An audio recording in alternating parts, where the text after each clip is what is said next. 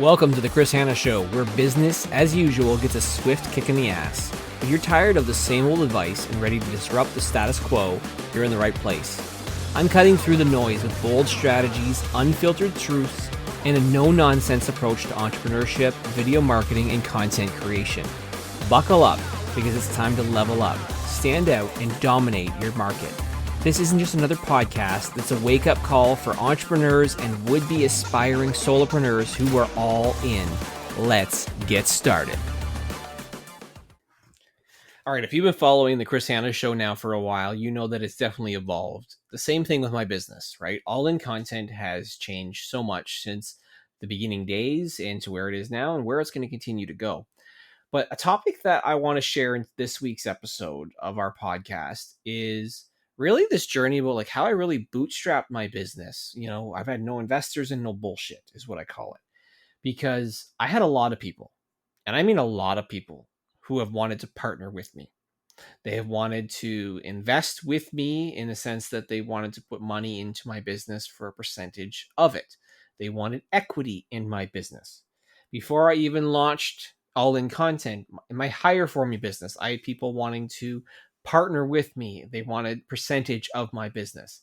People want to invest. And I really early on thought, you know, from Hire For Me perspective, some of the other ventures that I have done too, when people come to me saying like, we're willing to give you money, we like a percentage of your business. I had thought about it and considered it and, you know, debated it. And then I realized I don't want to do that. I don't want to, one, give up percentage. Two, I don't want to partner. I want to be able to run the business myself without other people saying what I can and cannot do. I didn't want to do that. I wanted to be able to run it my way. I have launched, you know, obviously All-In Content, and I've been flowing and going with that. But I've had people come to me with business opportunities, you know, to partner in new ventures that they wanted to do because they see the value that I bring, right? Like I'm unique in my skill set. I can do a lot. I'm very, very capable. I've had people, and I have tried it. Like I have done like podcasts with people before. I have done other ventures with them, like events with people before, to mixed results. And I say mixed results in the sense that, like, if we use the podcast example, I did a podcast, you know, for I think almost 20 episodes, you know, with someone where, you know, he came up with the ideas, you know, kind of figured out the format, editing them, launching them, all that kind of stuff. And I found that we weren't probably on the same page in terms of, you know, who the guests were, what was the format of the show, how we wanted to tackle it. So eventually, like, I pulled myself out of it to stop doing it because I didn't enjoy it. I didn't think it was how I wanted to be. This is where, like, the benefit of, like, I wanted to build my own business to do it myself.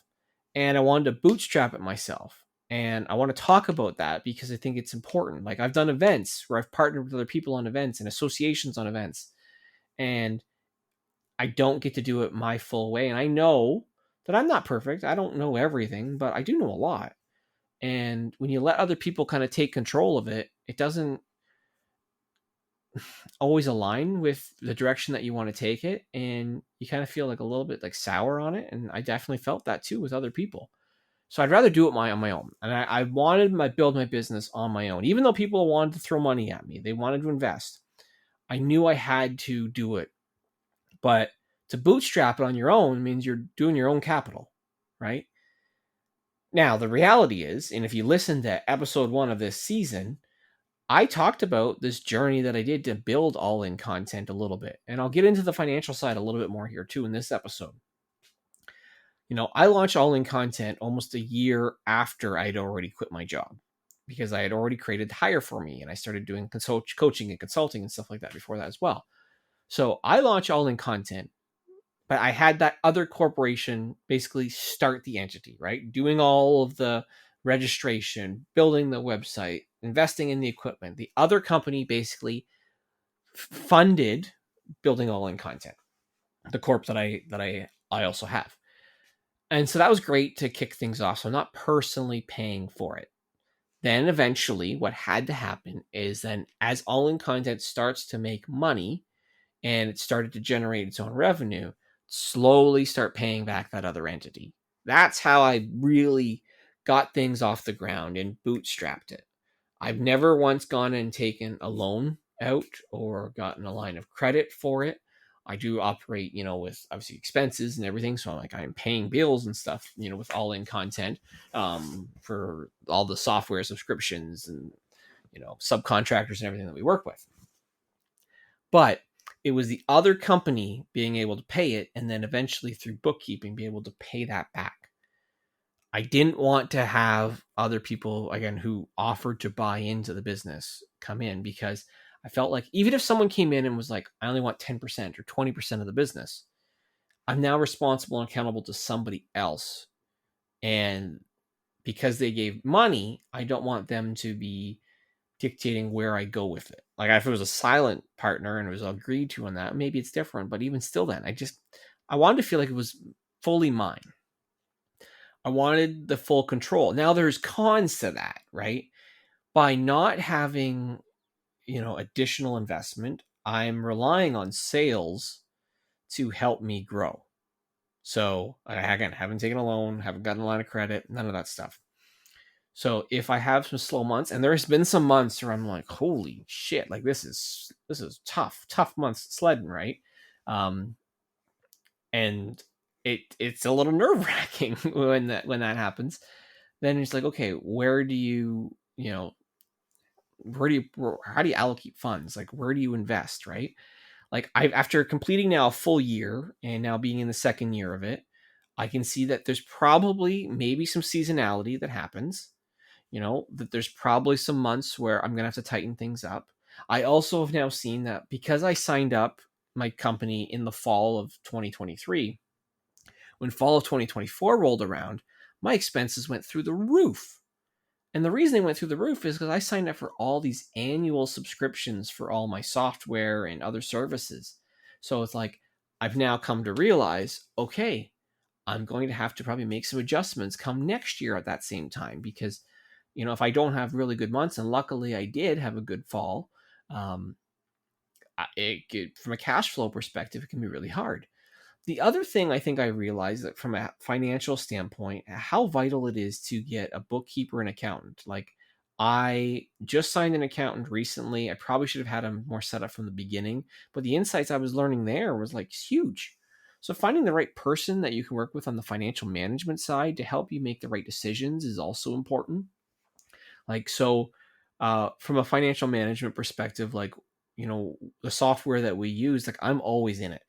I'm always, taking a look, and I'm trying to make decisions on what should I price things, like what's the expenses that are coming out. Like, I'm trying to make more data driven decisions to help also make sure that I'm making the right decisions for my business. Because I think early on, when you don't have the data, you're kind of flying blind and you're just kind of guessing. And that's what I feel like I was doing. So make sure you do that. If you are thinking of partnering with people, and I do have some conversations happening about partnering, not buying into my business, but essentially me maybe getting percentage equity in some other business ventures. So advice that I would give so far is, make sure it's the right people. If you're going to be, I'm going to use the words, in bed with these people, right? If you're going to be like really, really close with them, in whatever the venture is going to be, you got to make sure that it's a right long-term fit. You don't want to start something with someone and then grow to realize not aligned with values perspective. You're not aligned with how you make decisions. You're not aligned with how you determine what success looks like, right? The other thing I would say is that when it comes to, maybe partnering with somebody, have as much conversation beforehand as possible. And when speaking of conversation, like, make sure that you actually communicate well together. Like, I have this opportunity right now to partner with somebody, and I initially said no, and it was hard for me to say no. And then the opportunity's now come up again, and I've been leaning towards a yes. And I kind of indicated that, yeah, I'm open to this being, a potential partnership in a particular area, a new venture, and the more we've kind of opened up the possibility in that door, the more I have some, let's call it orange and red flags, that I don't know if we can communicate that well and be on the same page. And ultimately, we got to figure out like who's making the decisions here, because I don't know if we're aligned. And that's the tricky part. So it's like you got to find ways to communicate well, to be on the same page, to make sure that you're talking the same language when it comes to these partnerships. I'm so glad from an all-in content perspective that I never took any investors. I'm so glad that I've been able to bootstrap it myself. Would it be great to have a bit more cushion and money? Absolutely, right? But you want to make sure you're spending money the right way. So like doing it all from the ground up myself has been awesome. We paid back higher for me everything that needed to be paid back. So I'm happy there. And I'm glad that we're pushing. We just got to keep pushing more, and more good things will come.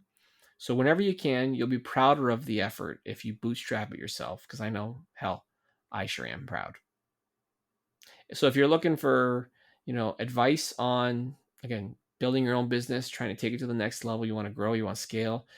Hey, and if you even want to leverage video, book a free consultation with me today. I'd love to chat with you to share more how we can help you, or just to talk, because again, building a business is lonely. It's hard. I made a lot of mistakes, but if I can help somebody, I'd be happy to do so. All right. Have a good day, everyone. All right, that's a wrap for today's dose of reality on the Chris Hanna Show. If you're fired up and ready to kick some serious ass, then I've done my job. But remember, knowledge without action is just wasted breath. So what are you going to do? Sit around and let opportunities pass you by? Or are you going to step up and take what's yours?